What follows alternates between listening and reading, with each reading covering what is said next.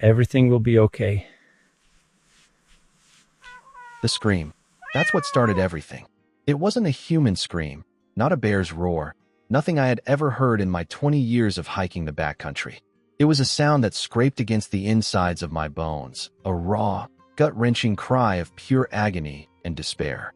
One moment I was sitting by my campfire, watching the last embers die out under the star-dusted summer sky, feeling the profound peace of the Rocky Mountains, and the next, I was on my feet, my heart hammering against my ribs like a trapped bird. The sound came from the direction of the steep rock face, a sheer cliff about a half-mile from my camp, a place I had steered clear of for obvious reasons. I'm James. I'm a writer, an author who usually lives in the city, but every year I get the powerful urge to escape, to walk away from the noise and the concrete and the people, and just be. The mountains are my sanctuary, my muse. I came out here this summer to find a story, but I had no idea the story was about to find me. The scream, that second, more desperate cry, shattered the stillness. It wasn't just a sound, it was a plea. It felt like something was being ripped apart, not just physically, but spiritually. It was a sound that told me whatever was making it was dying. And for some reason I couldn't explain, I felt compelled to go. My logical brain, the one that writes books and pays bills, was screaming at me to stay put. This is the wild. Cougars, bears, rattlesnakes, they all live out here. Going toward a sound like that at night is a one-way ticket to becoming part of the food chain. But my heart, the part of me that seeks out the truth in stories, was already lacing up my boots. I grabbed my headlamp, a pocket knife, and a bottle of water. I left the fire burning, a beacon of home in the encroaching darkness, and started walking. Every step was a battle between sense and instinct. The air grew colder as I got closer to the cliff face. The scent of pine and wet earth gave way to something metallic, something like blood. My headlamp cut through the darkness, dancing across the granite boulders and thick underbrush. The closer I got, the more the air filled with the coppery tang of fresh blood. A shiver went down my spine that had nothing to do with the temperature. I rounded a massive rock formation, and my headlamp beam fell upon it. At first, I couldn't make out what I was seeing. It was a twisted pile of rocks, brush, and what looked like a tattered, pale blanket. But then the blanket moved. Or, more accurately, it twitched. I killed the headlamp. My heart was in my throat. I couldn't breathe. In the faint moonlight, I saw it. A young cougar, maybe a year and a half old, lay pinned under a massive slab of granite. Its hind legs were completely crushed beneath the rock, and its front half was a mangled mess of fur and blood. Its head was up, but just barely, and its eyes, two piercing golden orbs, were fixed on me. They weren't filled with the ferocious anger I would have expected, but with something far more terrifying, fear and pain. That's when I understood the scream. It was a sound of a young life, a powerful hunter, now reduced to a helpless, broken thing. It was a sound of a spirit fighting to hold on, knowing it was losing. I stood there for what felt like 10 minutes, maybe more. I was frozen. I had never seen an animal in such distress up close. The cougar's eyes never left mine. There was a raw communication happening between us that transcended words. It wasn't a stare down. It was an acknowledgement, an acceptance. I could see the struggle in those eyes, the effort it took just to breathe. It was a brutal, beautiful thing to witness. Then, slowly, almost imperceptibly, its head started to sink, its eyes closing. That was the moment I moved. Without thinking, without a plan, I took a step forward. The cougar let out a weak growl, its teeth bared, but there was no force behind it. It was a warning, but one I could tell it had no strength to back up. I ignored it. I walked closer, my hands up, palms open, a gesture of peace. I talked to it in a low, gentle voice, the same way I talked to my dog back home. I told it I wasn't going to hurt it, that I was there to help. I have no idea if it understood the words, but it understood the tone. Its body relaxed, just a fraction, but it was enough. The rock was too big for me to move alone. It was a small boulder that had broken off the cliff face, but it probably weighed a few 100 pounds. There was no way. I had to get the cougar out from under it. My first thought was to use a lever, but I had nothing with me that would work. I couldn't just leave it there. So I did the only thing I could. I started to dig. I started with my bare hands, tearing at the loose dirt and small rocks around the boulder, trying to create enough of a gap for its legs to be free. The cougar watched me, its breathing shallow and ragged. With every scrape of my hands against the ground, I felt its pain. Its fear had transformed into a wary curiosity. It was trusting me, a human, the most dangerous creature on the planet, with its last remaining moments. I dug for what felt like an hour, my hands raw, the dirt caked under my fingernails. My efforts were mostly futile. I was barely making a dent. I took a deep breath and looked around, frantically searching for something, anything. That's when I saw it, a long, thick tree branch, half buried in the soil a few yards away. It was perfect. I pulled it out, testing its strength. It was solid oak, weathered but strong.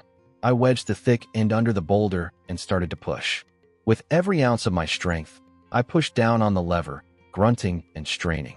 The boulder didn't move, not even an inch. Despair started to creep in. I was going to fail. I was going to watch this beautiful creature die, and there was nothing I could do. I stopped pushing, my head hanging low, defeated. I looked at the cougar, and for the first time since I found it, I saw something different in its eyes. It wasn't just pain and fear. There was an understanding, a profound sense of resignation. It knew it was over. But then, as if to prove me wrong, it did something that gave me a new burst of energy. It let out a low, weak whine and lifted its head, looking at me, then at the branch. It was telling me to try again. So I did. I pushed again, harder this time, with a silent prayer on my lips. The branch creaked, protesting the strain. My muscles burned. And then, with a sickening grinding sound, the boulder shifted. Just a little, but it was enough. I pushed again, and this time, the boulder rolled a few inches to the side, freeing the cougar's hindquarters. I immediately dropped the branch and rushed to its side. It let out a soft groan as I carefully pulled its legs free. The sight of them made me sick to my stomach. One leg was clearly broken, bent at an unnatural angle. The other was badly cut and bruised. But it was alive. It was free from the weight. It lay there, panting, its eyes half closed. I knew I couldn't leave it. It wouldn't survive the night alone. I had to get it back to my camp, but I couldn't carry it. It was too big, too heavy, and I was exhausted. My mind raced.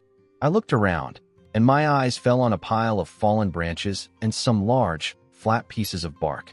A new idea formed. I started gathering them, working feverishly. I would build a makeshift sled. It was a crazy idea, but it was the only one I had. I used my pocket knife to cut some thick vines and some sturdy rope I had in my pack. I tied everything together, creating a crude platform. I then carefully and gently, so as not to cause more pain, slid the cougar onto the sled. It was a terrifying moment. It could have attacked me, but it didn't.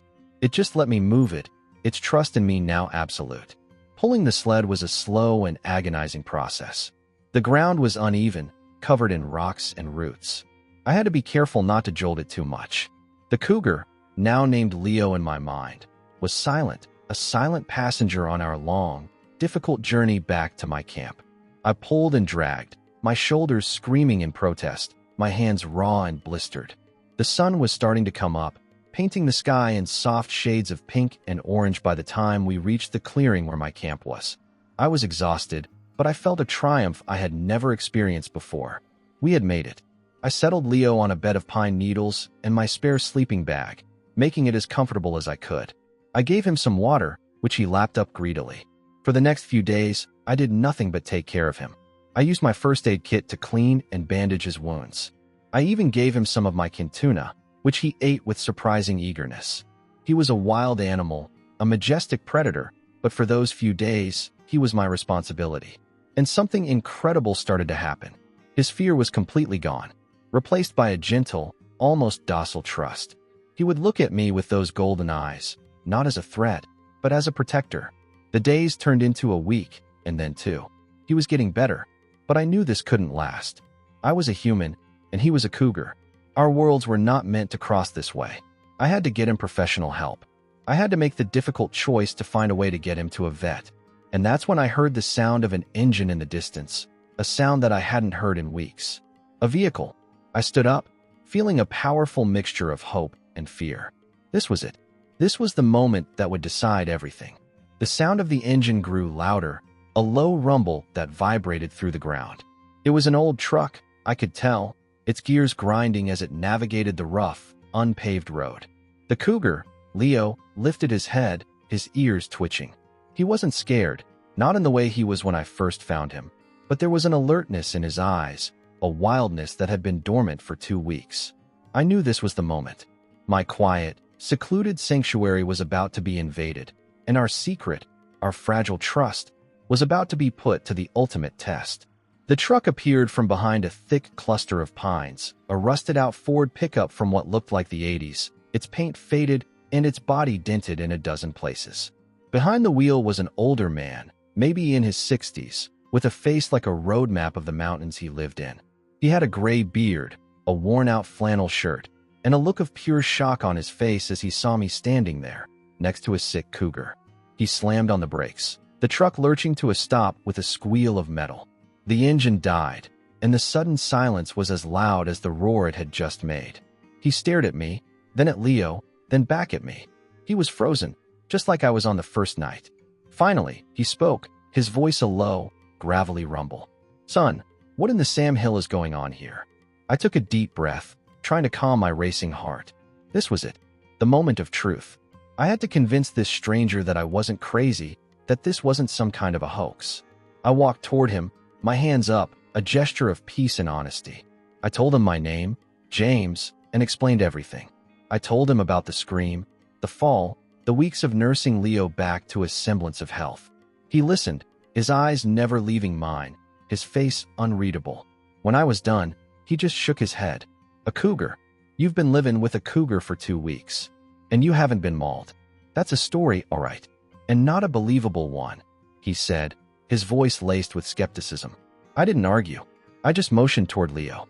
The cougar, as if on cue, lifted his head and looked at the man, his golden eyes calm and steady. The man, whose name I soon learned was Samuel, or Sam, took a step closer, his skepticism slowly giving way to disbelief. He saw the bandages I had wrapped around Leo's leg, the clean water I had left out, the way Leo seemed to be watching me, not as a predator, but as something else. He saw the trust. "Well, I'll be," he muttered, shaking his head. "I've lived in these mountains my whole life. Seen plenty of cougars. Never seen one look at a man like that." Sam was a retired forest ranger. He had a deep, practical knowledge of the mountains and the animals that lived in them. He knew the cougar's leg was broken, and he knew it was a miracle it had survived this long. After a long conversation, he reluctantly agreed to help. He had a large, custom-built cage in the back of his truck for transporting wild animals, a relic from his days as a ranger. He also had a tranquilizer gun, which he said we would have to use.